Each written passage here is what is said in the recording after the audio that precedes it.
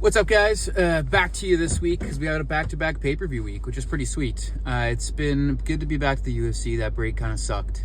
But let's go over last week first before we hit UFC 325 this week. Last week, we had a hell of a main event. Justin Gaethje, Paddy Pimblett, amazing, back and forth. I knew he'd be on the feet. A lot of people were talking about Paddy's submission game and that Justin would have no chance, and that was the big talking point throughout the week. A big part of how I do this is I look into the mental side of these fighters. I look into their camps. I look at kind of where they're going to be at mentally, where they want to exploit their the weaknesses of their opponents. And in Paddy's case this week, where their own bravado, their own ego goes. And I could tell that Paddy wanted the knockout. I know he did. He's young and he'll be back, but super happy to see Justin Gaethje win. I edited in last week that I was low-key cheering for Justin Gaethje, so I'm kind of happy he won. But it went against our bet. Last week we went 3-5 on our bets. I hit my plus money prop. Very happy about that. The rest didn't go beautifully. I'm still happy about it. Like I said, I could see where the fight was going for the main event. And overall, we chalk it up to a well-learned event. After 6 weeks off, we're back with a bang. Here we are, UFC 325 this week, and I'm excited. It's actually a good card. So to start it off in no particular order, we're going to start with our first one out of 5. First one is that the Tai Tuivasa and Talison Teixeira fight ends in round 1. That simple. This fight ends in round 1. I think it's going to be electric. It's going to be quick. The Aussie crowd is behind Tai Tuivasa for sure. It's going to be quick. That's just about as simple as I can put it. On to the second one. I'm actually very confident in this one. If you want to just go for money line, go for it. But man, do I love this prop. And I just want to throw it at you guys because you guys are going to be astounded by the number. You get Mauricio Hufi to win on points against Rafael Fiziev. It sucks because Rafael Fiziev is one of my favorite fighters in the UFC. I love his striking style. I love Muay Thai because I train it myself. I'm a big fan of Fiziev. Although he's had some time off, but he's a very durable fighter. He's been knocked out once, but he's very durable. I mean, let's be honest, he's been 30 minutes over 2 fights with Justin Gaethje. That just shows you enough that how durable he is. Mauricio Hufi is going to be levels ahead. He's done the right thing. He's actually training with Volk. He's already acclimated. He's been in Australia for a bit. And I think we're going to see a more measured approach from Mauricio Hufi. And it's going to be a fun fight. I think it's going to be one of those 28-27s. I hope it ain't that close. But we could see a 30-27, and I just think Mauricio Hufi wins this by decision. Let's keep it on the theme of the plus money props. Why not? We're going with my underdog of the week.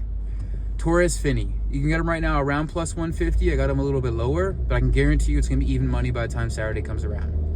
He's fighting Jacob Malkoun. Jacob Malkoun is definitely not a bad fighter whatsoever. Great single leg on him as well.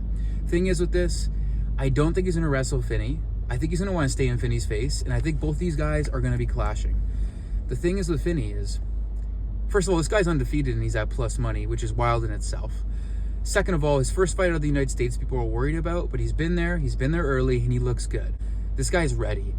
This guy is built like a machine, and he's coming to grapple. His submission game is up there for someone his size. He's working with Daniel Cormier a bit in this camp. He's doing all the right things. And Jacob Malkoun, the big thing here is, this guy's coming off a back injury, a back surgery. Though the surgery's been a while ago now, we don't see people come back from this back surgery the same. Multiple fighters. I think it's going to show. I think Jacob Malkoun has been out too long. And I think this fight's put together because obviously Malkoun's from Australia. Yes, I like to give the Australians the edge in these fights, but not this one. That's my underdog lock of the week. And I really think you guys should hop on that before that line drops. Another prop here I love. It's down to the prelims. Justin Tafa has dropped down to 205. And to be fair, he's still got the power, and his kickboxing is definitely not awful. I do hate on the Tafa brothers a lot of people do. But who he's facing this weekend, I don't think he can pull it off. Billy Alacana is not an amazing fighter, definitely not championship caliber, but this guy can mix it up, and he's got the range. And I do believe he's going to get takedowns on Justin Tafa here. Justin Tafa's good, don't get me wrong. He knows what to do in kickboxing range, but as soon as that grappling, as soon as someone grabs those legs, buddy's going down for a ride. I think it's really up to Billy Alacana if he wants to win this fight or not. All right, my last two here are the co-main event and the main event. So I'll start with the co-main event. It's quite simple. We're going BSD by finish. Benoit Saint Denis is going to finish Dan Hooker. I love Dan Hooker. We all do. He's a fighter. But the reality is, this is the top level, and Benoit Saint-Denis is much better in many areas than Dan Hooker. Even in a striking battle, I think BSD can finish Dan Hooker. And Dan Hooker's a kickboxer. He likes to be down and dirty. He's durable. I think we're starting to see the wheels fall off. I don't think this goes 3 rounds. BSD, I think, has only seen the 3rd round once. This guy is kill or be killed, and I think he's going to kill this weekend. We're going BSD by finish. That's minus 130 on the odds right now by KO or sub. I think it's quite a safe bet, and that's why I got it on here. I really do trust BSD to get this done. And if you guys just want to play the money line, I know it's minus 300, but it's a safe money line. Last but not least, the main event. A lot of people are on both sides this week. We've seen this fight already. I don't think it's going to be the same, don't get me wrong. But I'm going to take it a step further. I think Alex Volkanovski is going to knock out Diego Lopez. I know you guys are all like, what the heck did he just say? I understand it's the other way around, people think. My prop here is not KO by Alex Volkanovski. Do not put this, do not risk this. I come at you with a confident pick, right? That is what I think is going to happen. But what I wanted to come to you guys with was the most strikes landed by Volkanovski. This guy is a point fighter. He's a great kickboxer. You know what he does. Even if Diego Lopez knocked him out in the last fight, most strikes would have went to Volkanovski. The same thing with last week. I had a bet that hit. Even though Justin Gaethje won the fight, I put that Paddy Pimblett would land the most strikes. It cashed because it's just about volume. Now, volume doesn't always get you wins. In Volkanovski's case, I think it will. I think Volkanovski's going to catch him on the way in.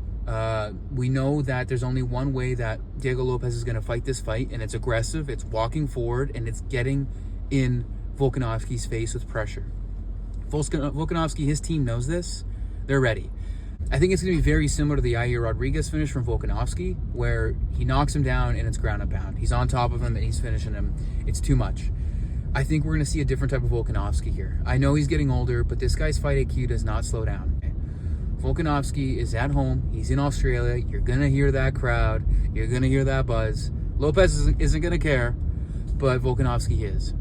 I don't think Volkanovski is going to be knocked out. He might be put down another time, just like the last fight, but he showed that he can get put down by a hard puncher and he can get back up.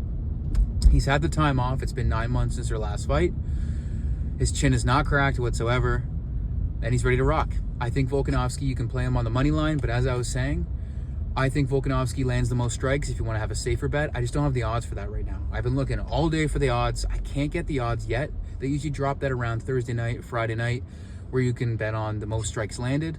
I can guess that's going to be around minus 200 for Volkanovski, or you can go for that money line. He's right around minus 140 right now. Those are my 5 picks this week. I'm very confident in them. I'm excited for this. We're going 5 for 5. If I go 5 for 5, let me see you come back to that video, this video, and let me see you hit me up. Go, hell yeah, dude. You want me some money? Hell yeah, man. Keep it up. You're on a grind. I like that support. And we're going to have a week off of UFC next week before we return for the fight night. This will be one of my last videos where I'm really bringing it to you guys like this. I'm stepping up the quality. I'm going to build my setup at home, and I'm going to bring you some higher quality videos, and maybe I'll show you a little bit of how I go about these picks, the research I do, show you guys some stuff on the screen and what I look into, some talking points and some footage, and go into these fighters' resumes, which is kind of what really excites me about this. I love picking fights. So here I am doing it. I love you guys. Let's win some money this week. We're going 5 for 5, UFC 325. Let's go.